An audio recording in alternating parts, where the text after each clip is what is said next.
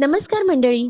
नवरात्र आली म्हटलं की सर्वांना आठवतो तो गरबा आणि आपसुकच सर्वांचे पाय थिरकतात गरबासाठी ताल धरायला. पण एक सांगू का, आपल्या भारतात सेलिब्रेट होणारा प्रत्येक फेस्टिवल हा आपली संस्कृती आणि परंपरेसोबतच निसर्गाची जोपासना करायला लावणार आहे. पावसाळा संपला की शरद ऋतू सुरू होतो. निसर्ग हिरवागार आणि आनंदाने भरून जातो. त्याच आनंदात नवरात्र साजरी केली जाते. हस्त नक्षत्राला सुरुवात होते आणि आपण गरबा, भोंडला, मंगळागौर असे पारंपरिक कार्यक्रम आनंदाने साजरे करतो. या सर्व कार्यक्रमांच्या मागचा उद्देश एकच असतो, तो म्हणजे सामाजिक ऐक्य, आनंद आणि टुगेदरनेस असं एकूण एन्व्हायरमेंट क्रिएट होण्यासाठी. आता गरबा म्हणजे काय, तर गरबा म्हणजे गर्भ, ज्याचा अर्थ जीवनाचा स्रोत, आणि अखंड दीप म्हणजे मातृशक्तीचं प्रतीक, आणि गोलाकार फेर धरून गरबा करणं हे अविरत सुरू असणारं जन्म मृत्यूचं अखंड चक्र व विश्वाचा प्रवाह. आता घट म्हणजे काय, तर घट म्हणजे सुख, समृद्धी, पवित्रता आणि आदिशक्तीची उपासना. यत्र नार्यस्तु पूज्यन्ते रमन्ते तत्र देवता, म्हणजे जिथे नारी शक्तीची पूजा होते तिथे देवता वास करतात, म्हणून आपण नवरात्र साजरी करतो.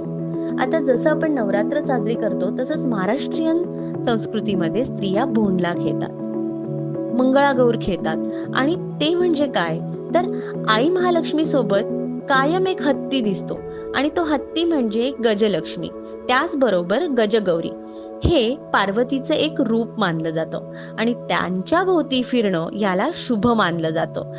हा भोंडला सुख समृद्धी येण्यासाठी आणि स्त्री शक्तीचा सन्मान करण्यासाठी असतो. हा भोंडला खेळत असताना मध्यभागी पाटावर हत्तीचं चित्र किंवा हत्तीचं प्रतीक ठेवून लहानग्या मुली आणि स्त्रिया फेर धरतात आणि त्यांना प्रसन्न करण्याच्या हेतूने गाणी म्हणतात. त्याच गाण्यांमध्ये ते आपल्या घरातल्या प्रत्येक लहानग्या आणि मोठ्या मंडळींचं कौतुक करतात किंवा त्यांची स्तुती करतात. अशा पद्धतीचा त्यांचा एकूण खेळ असतो. त्याचबरोबर मंगळागौर काय असते, तर मंगळागौर ही नवविवाहित स्त्रियांसाठी करतात. त्याचबरोबर गौरी म्हणजे पार्वती आणि सखी यांचं प्रतीक असतं, त्यांची पूजा होते. ह्या खेळामागचा मेन उद्देश असा असतो जो की सर्वांशी नव्याने ओळख होणं, त्याचबरोबर सर्वांच्या आयुष्यात सुख समृद्धी आणि ऐक्य यावं यासाठी हा फेस्टिवल वेगवेगळ्या संस्कृतीत वेगवेगळ्या प्रकारे साजरा केला जातो. चला तर मग मंडळी, आज माझ्या सगळ्या सख्या तुम्हाला सर्वांना या संस्कृतीची नव्याने ओळख करून देण्यासाठी छानसा भोंडला आणि मंगळागौरीची काही गाणी नृत्यासोबत सादर करणार आहे.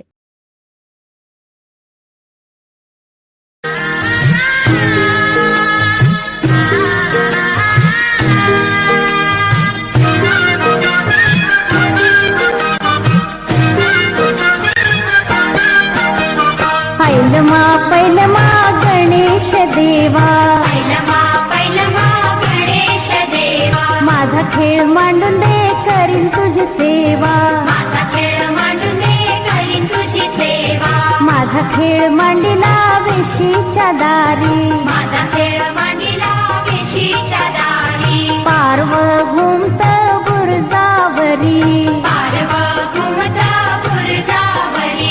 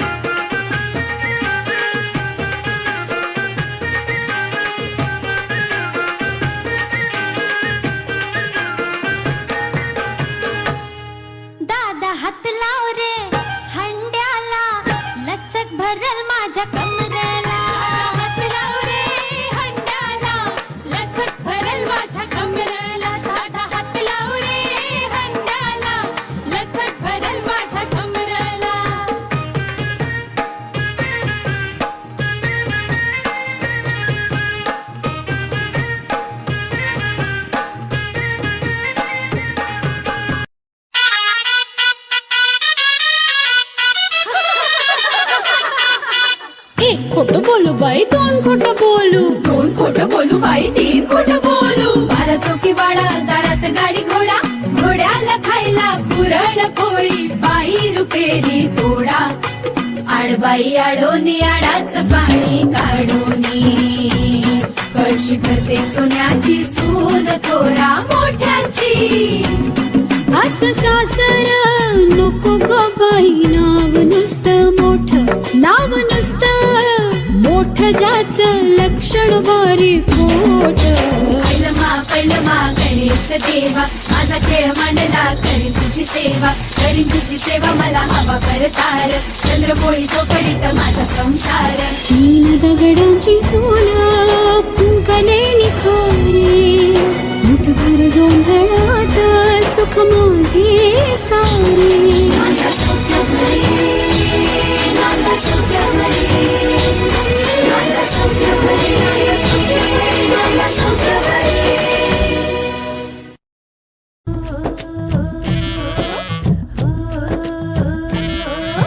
पिंगा ग पोरी, पिंगा ग पोरी, पिंगा ग पोरी, पिंगा.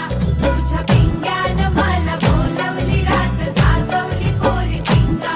पोरी पिंगा ग पोरी, पिंगा ग पोरी, पिंगा ग पोरी, पिंगा. लेक माझी ग सून तुझी ग आहे देखणी ग पोरी पिंगा.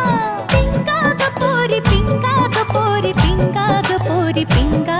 लेक माझा ग जावई तुझा ग आहे देखणा ग पोरी पिंगा. पिंगा ग पोरी, पिंगा ग पोरी, पिंगा ग पोरी, पिंगा.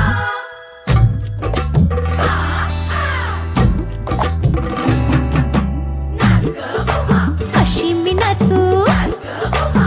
कशी मी नाचू, या गावचा त्या गावचा माई नाही आला, वेणी नाही मला. कशी मी नाचू, कशी मी नाचू, या गावचा त्या गावचा शिंपी नाही आला, चोळी नाही मला. कशी मी नाचू, कशी मी नाचू, कशी मी नाचू, कशी मी नाचू.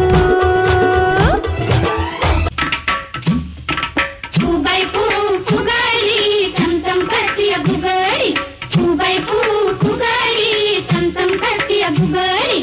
पाटबाई पाट चंदनाचं पाट, सतीदेव बघत्यात माडीवर वाट. पाटबाई पाट चंदनाचं पाट, सतीदेव बघत्यात माडीवर वाट. फुबाई